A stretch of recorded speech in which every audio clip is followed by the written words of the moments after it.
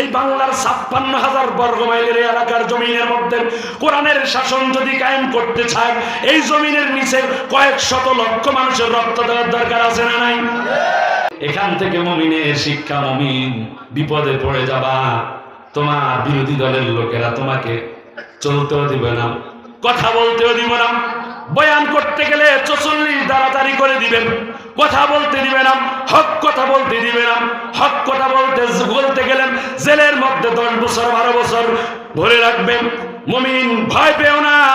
মনে রাখবাম এই জমিনের মধ্যে, এই বাংলার 56,000 বর্গ মাইলের এলাকার জমিনের মধ্যে কোরআনের শাসন যদি কায়েম করতে চায়, এই জমিনের নিচে কয়েক শত লক্ষ মানুষের রক্ত দেওয়ার দরকার আছে না নাই?